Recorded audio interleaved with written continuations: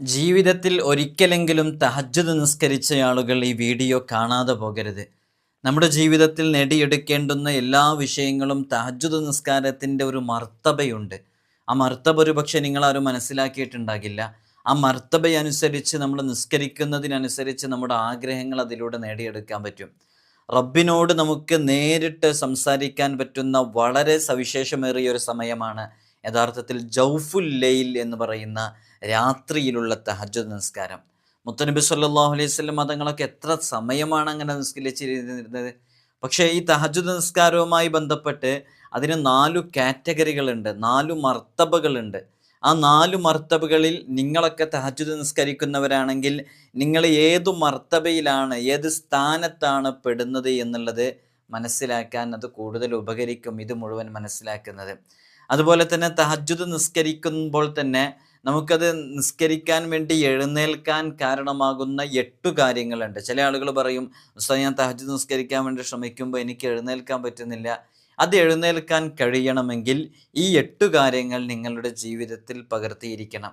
ആ 8 കാര്യങ്ങളിൽ 4 പ്രത്യക്ഷമായതും 4 പരോക്ഷമായതുമാണ്. ഇൻഷാ അല്ലാഹ് അതിനെക്കുറിച്ച് കൃത്യമായി നമ്മൾ വിവരിക്കുന്നുണ്ട് ഈ വീഡിയോയിൽ.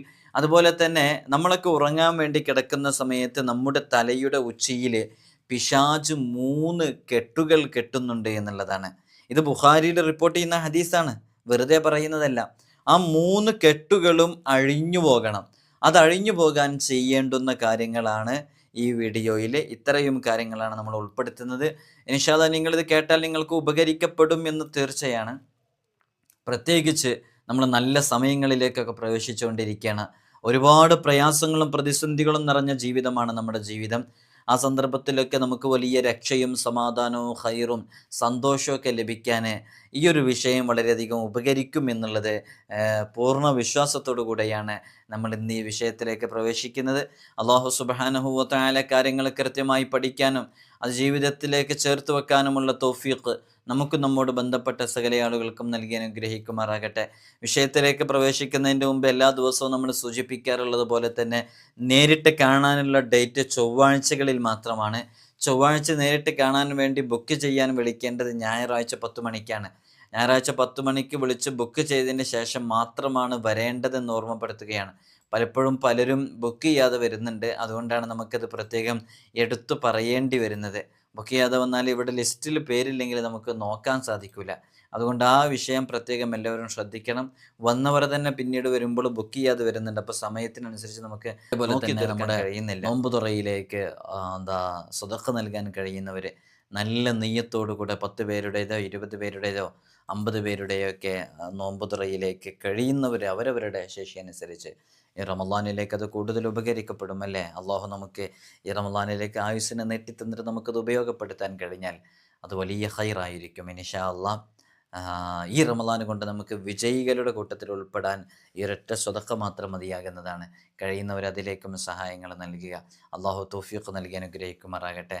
ഇൻഷാ അല്ലാഹ് നമുക്ക് വിഷയത്തിലേക്ക് പ്രവേശിക്കാം. നമ്മളെ സൂചിപ്പിച്ചതുപോലെ തന്നെ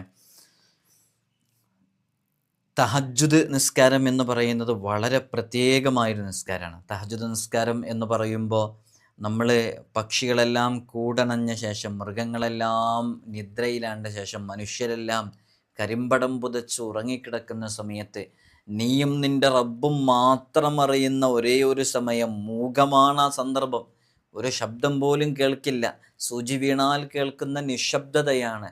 ജൗഫുല്ലയിൽ രാത്രിയുടെ ഉള്ളെന്ന് പറയുന്ന ആ സമയത്ത് നീ നിൻ്റെ റബ്ബിലേക്ക് മരം കോച്ചുന്ന തണുപ്പിലാണെങ്കിൽ പോലും വുളൂ എടുത്ത് 2 റക്അത്ത് സുന്നത്ത് നിസ്കരിക്കാൻ ഒരു മുസല്ല ഖിബിലയിലേക്ക് വലിച്ചിട്ട് നിൻ്റെ റബ്ബിൻ്റെ മുമ്പിൽ പൊട്ടിക്കരഞ്ഞ് നീ ദുആ ചെയ്യുന്ന ദുആ വളരെ പെട്ടെന്ന് സ്വീകരിക്കപ്പെടും എന്നുള്ളതാണ്. അതുകൊണ്ട് നമ്മൾ വളരെയധികം ശ്രദ്ധിക്കേണ്ട ചില കാര്യങ്ങളുണ്ട് തഹജ്ജുദുമായി ബന്ധപ്പെട്ട്. നമ്മുടെ ആഗ്രഹങ്ങൾ, കടങ്ങൾ വീടാൻ, രോഗങ്ങൾ മാറാനൊക്കെ, നമുക്ക് ജോലി ലഭിക്കാനൊക്കെ ദുആ ചെയ്യാൻ പറ്റുന്ന, അള്ളാഹിനോട് നേരിട്ട് പറഞ്ഞ് നമുക്ക് വാങ്ങിക്കാൻ കഴിയുന്നൊരു സമയമാണ്. അതുകൊണ്ട് മനസ്സിലാക്കേണ്ട ചില വിഷയങ്ങൾ ഇമാം ബുഖാരി റിപ്പോർട്ട് ചെയ്യുന്ന ഹദീസിൽ കാണാം. മുത്തുനബി സല്ലല്ലാഹു അലൈഹി വസല്ലം തങ്ങൾ പറയുന്നുണ്ട്, നിങ്ങളിൽ ഒരാൾ ഉറങ്ങുന്ന സമയത്ത് അയാളുടെ തലയുടെ ഉച്ചിയിൽ പിശാച് 3 കെട്ടുകളിടുന്നുണ്ട്. ഓരോ കെട്ടിലും രേഖപ്പെടുത്തും സമയം രാത്രിയിൽ ധാരാളമുള്ളതുകൊണ്ട് സുഖമായി ഉറങ്ങിക്കൊള്ളുക എന്ന് ഓരോ കെട്ടിലും എഴുതി വെക്കുന്ന. അപ്പം നമ്മളൊക്കെ ഉറങ്ങുന്ന സമയത്ത് നമ്മുടെ തലയിൽ 3 കെട്ടുകൾ പിശാചിലുണ്ട്. ഓരോ കെട്ടിലും സമയം രാത്രിയിൽ ധാരാളമുള്ളത് കൊണ്ട് സുഖമായി ഉറങ്ങിക്കൊള്ളുക എന്ന് എഴുതി വെക്കും എന്നുള്ളതാണ്. അപ്പോൾ അയാൾ ഉണർന്ന് അള്ളാഹുവിനെ ഓർത്താൽ ഒരു കെട്ടഴിഞ്ഞു പോകും. പെട്ടെന്ന് അയാൾ ഉണർന്നിട്ട് അള്ളാഹുവിനെ ഓർക്കുന്നു. അപ്പോൾ 3 കെട്ടുകളിൽ നിന്നുള്ള ഒരു കെട്ടഴിഞ്ഞു പോകും. പിന്നെ അയാൾ രണ്ടാമത് അയാൾ ഉണർന്നതിന് ശേഷം വുളൂ എടുത്ത് കഴിയുമ്പോൾ രണ്ടാമത്തെ കെട്ടഴിയുന്നു. അപ്പോൾ അയാൾ എഴുന്നേറ്റ് അള്ളാഹുവിനെ ഓർക്കുന്നു, എനിക്ക് നിസ്കരിക്കണം എന്ന് പറഞ്ഞാൽ യഥാർത്ഥത്തിൽ അള്ളാഹുവിനെ ഓർക്കുകയാണല്ലോ. അപ്പോൾ ഒരു കെട്ടഴിയുന്നു. രണ്ടാമത്തെ കെട്ടെപ്പോഴാണ് അഴിയുക? ആ നിസ്കാരത്തിന് വേണ്ടി വുളൂ എടുക്കാൻ വേണ്ടി പോകുമ്പോൾ രണ്ടാമത്തെ കെട്ടും അഴിയുന്നു.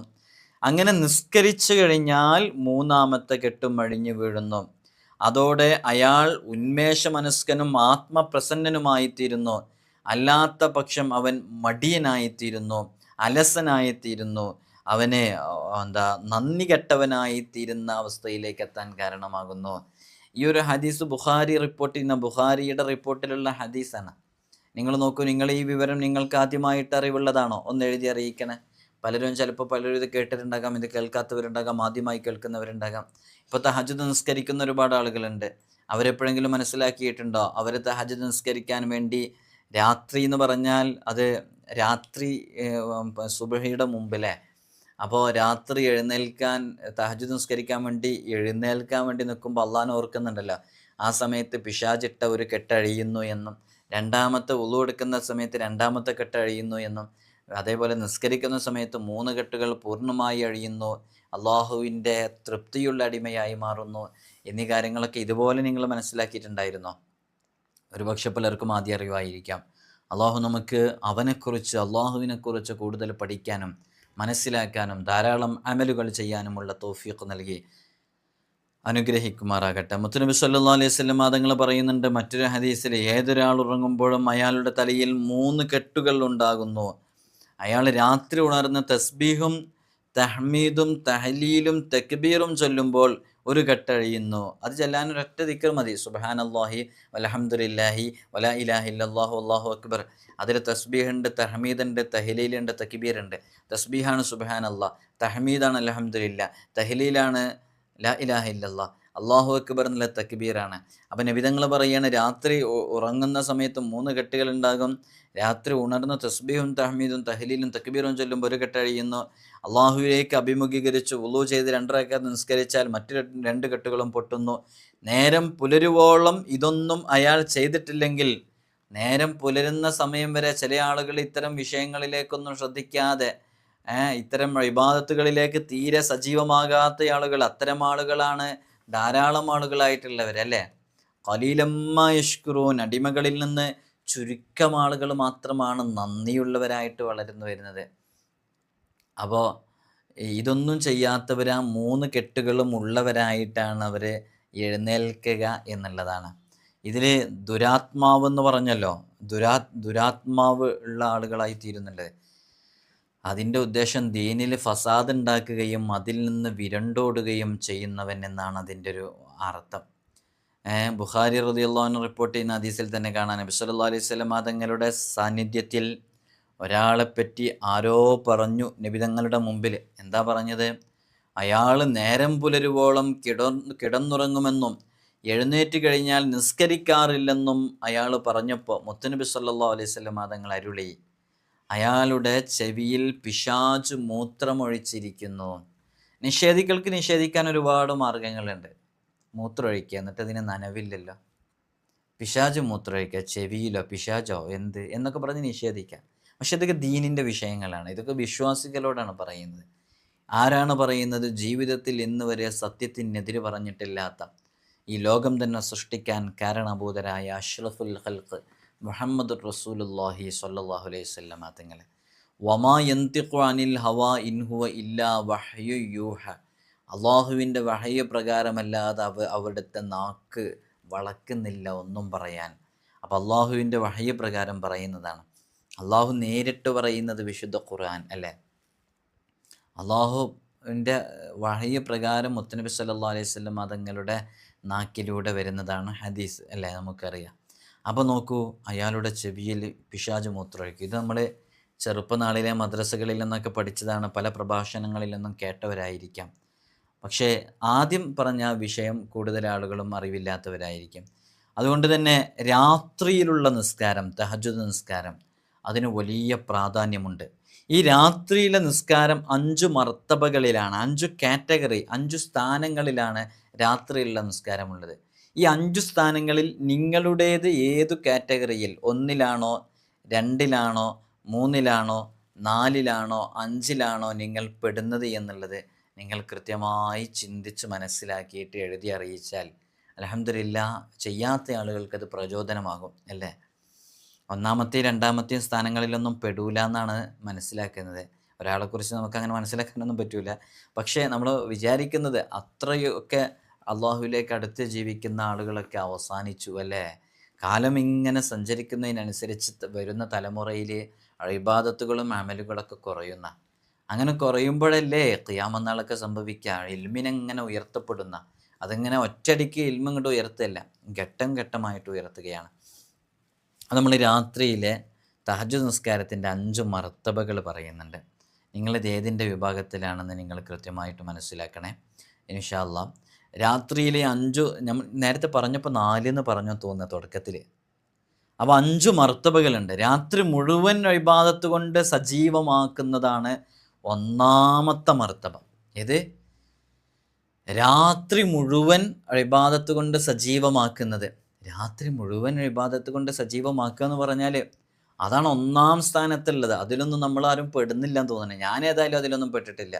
അള്ളാഹു നമുക്ക് അവന് ഇഷ്ടപ്പെടുന്ന രൂപത്തിൽ ഇബാദത്ത് ചെയ്യാനുള്ള തൗഫീഖ് നൽകട്ടെ. 1-ാം സ്ഥാനത്ത് ഞാൻ പെട്ടിട്ടില്ല എന്ന് എനിക്ക് ഉറച്ചു പറയാൻ പറ്റും. നമുക്കൊന്നതിൽ പെടാൻ കഴിയുമെന്നറിയില്ല. അള്ളാഹു നമുക്ക് തൗഫീഖ് നൽകട്ടെ. ഏതാ 1-ാം സ്ഥാനത്ത്? രാത്രി മുഴുവൻ ഇബാദത്ത് കൊണ്ട് സജീവമാകുക. ഏറ്റവും കരുത്തരായ അള്ളാഹുവിലേക്ക് അടുത്ത് ജീവിച്ച പുണ്യാത്മാക്കൾ, സൂഫിയാക്കൾ, സൂഫി ചക്രവാളങ്ങളിൽ വിരാജിക്കുന്ന വലിയ വലിയ മഹത്തുക്കളുടെ മർത്തബയാണത്. അള്ളാഹുവുമായിട്ടുള്ള മുനാജാത്ത്, ആ മുനാജാത്തിൽ മധുരം കണ്ടെത്തിയവരാണ് അവർ. അവർക്കതിലൊരു ലദ്ദത്തുണ്ട്, ഇബാദത്തിൻ്റെ ഒരു ലദ്ദത്ത് വരാനുണ്ട്. പ്രിയമുള്ളവരെ, നിസ്കരിച്ചിട്ടില്ലെങ്കിൽ ജീവിതത്തിൽ ഒരു സന്തോഷവും വരാതെ, നമുക്കൊക്കെ ഇപ്പോൾ ഉള്ളത് എങ്ങനെയാണെന്ന് വെച്ചാൽ, നിസ്കാരം ഖളാ ആകോ ഇല്ലേ എന്നുള്ള കാര്യം ആലോചിച്ചിട്ട് അല്ലാ ഇപ്പം നിസ്കാരം ഖളാ ആവുമല്ലോ എന്നാലോചിച്ചിട്ടാണ് നമുക്ക് വേദന. ഇവർക്ക് അങ്ങനെയല്ല. ഇവർക്ക് ഒരു രാത്രി മുഴുവനും അവർ ഇൻട്രസ്റ്റോടു കൂടെ, രസത്തോടു കൂടെ, മാധുര്യത്തോടു കൂടെ അവരങ്ങനെ രാത്രി മുഴുവൻ ഉറക്കമൊഴിക്കുകയാണ്. ആ മർത്തബയിലേക്കും നമ്മൾ എത്തിയിട്ടില്ല. അള്ളാഹു അവരോടൊപ്പമൊക്കെ നമ്മൾ സ്വർഗത്തിൽ പ്രവേശിപ്പിക്കട്ടെ. അവരെ ബറക്കത്ത് അള്ളാഹു നമുക്കൊക്കെ നൽകട്ടെ. അപ്പോൾ അള്ളാഹുവുമായിട്ട് മുനാജാത്ത് നടത്തുന്നതിൽ മാധുര്യം കണ്ടെത്തിയവരാണ് അവർ. അവരുടെ ആത്മാവിൻ്റെ ഭക്ഷണമാണ് യഥാർത്ഥത്തിൽ ആ നിസ്കാരങ്ങളോ ഇബാദത്തുകളൊക്കെ. ശരീരത്തിൻ്റെയൊക്കെ ഭക്ഷണമാണത്.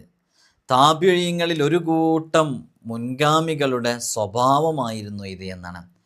അത് മഹാനരായ അബൂ ഹനീഫ റളിയല്ലാഹു അൻഹു, മദ്ഹബിൻ്റെ ഇമാം, അവരങ്ങനെയായിരുന്നു. മഹാനരായ സഈദ് ബിനുൽ മുസയ്യബ് റളിയല്ലാഹു അൻഹു, അവരങ്ങനെയായിരുന്നു. മഹാനരായ ഫുളൈൽ ബിൻ റിയാദ് റളിയല്ലാഹു അൻഹു, അവരങ്ങനെയായിരുന്നു. മഹാനരായ അബൂ സുലൈമാനു ദാറാനി റളിയല്ലാഹു അൻഹു, അവരങ്ങനെയായിരുന്നു. മാലിക് ബിൻ ദീനാർ റളിയല്ലാഹു അൻഹു അങ്ങനെയായിരുന്നു. റബീഉ ബിനുൽ ഹൈസം എന്നവരങ്ങനെയായിരുന്നു. ഈ മഹാത്മാക്കളൊക്കെ അള്ളാഹുവിലേക്ക് ഈ രൂപത്തിലാണ് അവർ ഇബാദത്ത് ചെയ്തിരുന്നത് എന്നാണ്. എന്നു മാത്രമല്ല, അവർക്ക് ഇശാഇൻ്റെ വുളൂ കൊണ്ട് സുബ്ഹ് നിസ്കരിച്ചവരായിരുന്നു. നമ്മളൊക്കെ എന്നെങ്കിലും ഒരു ദിവസം ഇശാഇൻ്റെ വുളൂ കൊണ്ട് സുബ്ഹ് നിസ്കരിക്കുന്ന ഒരു സന്ദർഭം നമുക്കുണ്ടായിട്ടുണ്ടോ? എൻ്റെയൊക്കെ ഓർമ്മയിൽ എനിക്കങ്ങനെ ഞങ്ങൾക്കൊക്കെ അങ്ങനെ ഉണ്ടായിട്ടുള്ള ഒരു ഓർമ്മ എന്ന് പറയുന്നത് ലൈലത്തുൽ ഖദറിൻ്റെ രാത്രിയിൽ ഒരു പക്ഷേ എണ്ണി നോക്കിയാൽ ചിലപ്പോൾ നമ്മുടെ സാഹചര്യങ്ങൾ അങ്ങനെ ഉണ്ടായിട്ടുണ്ട്.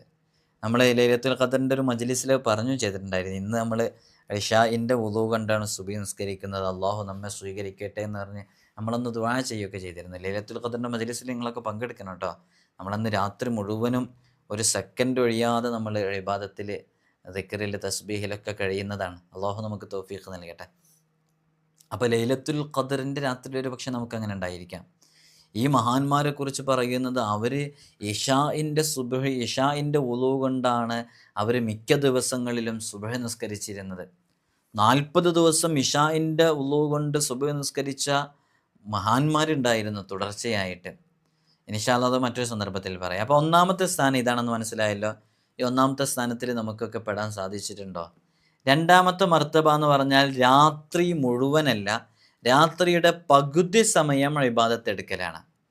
അപ്പം നേരം പുലരുവോളം ഇത് തുടരും. അപ്പോൾ രാത്രിയുടെ പകുതി സമയം ഇബാദത്ത് എടുക്കുക, നേരം പുലരുവോളം ഇബാദത്തിൽ എങ്ങനെ ഉണ്ടാകും? ഇത് ഈ പതിവുകാരായ മുൻഗാമികളെ നമുക്ക് ക്ലിപ്തപ്പെടുത്തി ഇങ്ങനെ ഇന്ന ആളുകൾ എന്ന് എണ്ണി തിട്ടപ്പെടുത്താൻ കഴിയില്ല. കാരണം അവരൊരുപാട് ആളുകളുണ്ട്. നേരത്തെ പറഞ്ഞവരുടെ കൂട്ടത്തിൽ ഇനിയും ഒരുപാട് ആളുകളുണ്ട് കേട്ടോ. പക്ഷേ നമ്മൾ കുറച്ച് ആളുകളെ പറഞ്ഞിട്ടുള്ളൂ. ഈ രണ്ടാമത്തെ ഗണത്തിൽ പകുതി മുഴുവനും ഹയാത്താക്കിയ ആളുകൾ, ഇതിങ്ങനെ സ്ഥിരമായി കൊണ്ട് നടക്കുന്നവരും ഒരുപാട് ആളുകളുണ്ട്. ഇതിൽ ഏറ്റവും നല്ല വഴി രാത്രി, ഇപ്പോൾ ഈ രാത്രിയുടെ പകുതി ഇബാദത്തിൽ കഴിയുന്നവരെന്ന് പറഞ്ഞില്ലേ, അതിൻ്റെ ഏറ്റവും നല്ലൊരു രൂപം എങ്ങനെയെന്ന് വെച്ചാൽ രാത്രിയുടെ ആദ്യത്തെ 1/3 ഭാഗം ഉറങ്ങുക. അപ്പോൾ രാത്രിയെ 3 ഭാഗങ്ങളാക്കി മാറ്റുക.